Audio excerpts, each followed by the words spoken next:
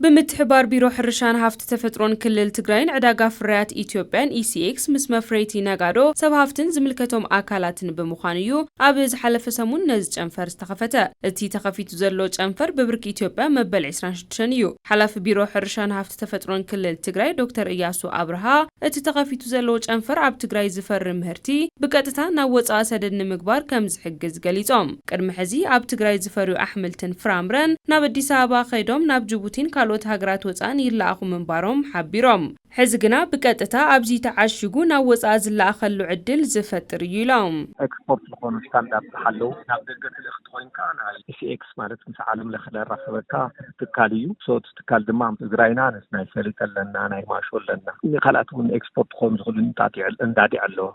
طان الله سو نزي تباهيلو قد حاجه خمارا زنبرنا هي سي اكس ايجنسي تقام ازي ابشرارون እንደገና ድማ መቀለ ናይ ራያ ኢንቨስተራቱን ስለሌለው ናይ ትግራይ ኢንቨስተራቱን ክስተናገዱ ስለሌለው በኢትዮጵያ ደረጃ ተረዳዲና ማለት ቀጥታው ዝኾነሲ መንተና መቀለ አዲስ አበባ ተፈርካ መቀለ ሬጅስተር ተገይሩ ትፍሪያት ክልእኽ ብምግባር አብልካ ስለዚህ ሕሰል ለፍሮ ዝሐርሰት ነይሩ አዲስ አበባ ከይደምና ለኩና አመዞኑ ጽሪት ናይ ተለካ ደረጃ ነው ወصل ይልከድ ነይሩ ሕዚ ግን ኣብ መቀለ ኮይኑ ደረጃ 1 ደረጃ 2 ደረጃ 3 ተባለ እንደገና ድማ ጽሪቱ ተሐለፍኒ ተወሳነ ተራን ተሐለፈ ምዃኑ ዘረጋግጽ ፍርያት ሕርሻን ኣብ ሃገራት ወፃን ምልኣኽ ኤክስፖርት ስታንዳርድ ዝሓለወ ክኸውን ስለዘለዎን ሓረስቶቱን ፍርያቶም ሰደድ ንምግባር ዘተባብዕ ብምዃኑ እቲ ኣብ መቐለ ተኸፊቱ ዘሎ ድማ ደረጃኡ ዝሓለወ ሚዛንን ላቦራቶሪን ዘማልአ ጨንፈር ምዃኑ ብምሕባር እቲ ሰደድ ዝግበር ፍርያት ጽሪቱ ዝሓለወን ተወዳዳርን ዝገብሮ እዩ ክብሉ ዶክተር ኢያሱ አብርሃ ገሊጾም ዋና ዓላማ ፍርያት ሕርሻ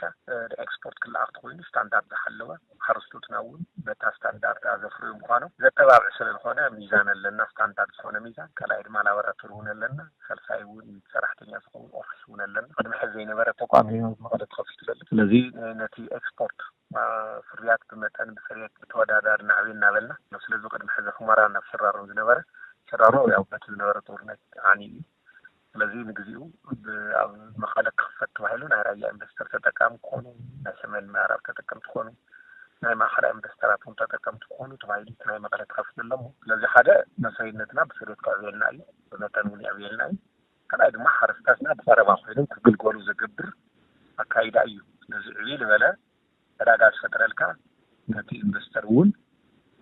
ግልጋሎት ብቀረባ ዝረኽበሉ ነዊሕ ደይከደ ዘተባብሮ ስለሆነ ሓደ ቤት በራስ ለሕፈል ከመንገዲ ዕዳጋ ፍርያት ኢትዮጵያ ኣብ ከተማ መቐለ ጨንፈር ምኽፋቱ ረብሑ ዕዙዝ ምዃኑ ዝገለጹ ዶክተር ኢያሱ ከም ቢሮ እቲ ዓብዪ ረብሓ እቶም ናብ ሃገራት ወፃኢ ሰደድ ዝግበሩ ተኽልታት ብፅሬትን መጠንን ክዓብዩ ከም ዝሕግዝ ኣረዲኦም ከም ቢሮ ሕርሻና ታይጣመና ኤክስፖርት ዝግበር እኽልታት ሙሉ ብፅሬት ክዓቢ ብመጠን ክዓቢ የተባብዕ ማለት ስለዚህ ኢንቨስተራትና ቀረባው ክግልገሉ ዝግበር መንገዲ ከም ሕርሻ ዓብዪ ዓቅምና እዩ ስለዚህ ንሕርሻን ቅድሚት ከስግም ዝግበር መንገዲ ስለዝኾነ ትካላዊ ዝኾነ ተቋም እዩ ሞ ዝም ንፍላጥና እቶም ብምልኣት ኢንቨስተራት ፀውዒና ኣብ መቐለ ክምኽፋቱ ኩሉ ነገር ዘሟልአ ምዃኑ ሰራሕተኛ ሟልኡ ሰርሕ ንምዃኑ ስለዚ ናብ ኣዲስ ኣበባ ምኻድ ዘየድልዮም ኣብ መቐለ ኮይኖም ስራሕቶም ከሳልጡ ከም ዝኽእሉ እዩ ተኸፊቱ ዘሎሞ ነዚ ከተባብዕ ከም ሕርሻ ካብዚ ትርፊ ነግንየሉ ነገር የለን ካልኣይ ድማ ንኤክስፖርት ዝኸውን ሕርሻናታይ ብወቅቱ ዕዳጋ ይረክብሎ ማለት ዕዳጋ ረኺቡ ማለት ድማ ሓረስታይና ገንዘብ ረኺቡ ስለዚ መካናይዜሽን ይተባብዕሎ ማለት እዩ ነዚ እዩ እቲ መስሪነትናስ ዕዳጋ ክህል ኣለዎ ስለዚ ሽጦ ማምረት ከዓ ዝፈረየ ነገር ኣዲምካ ትሸጠለካ ዝብል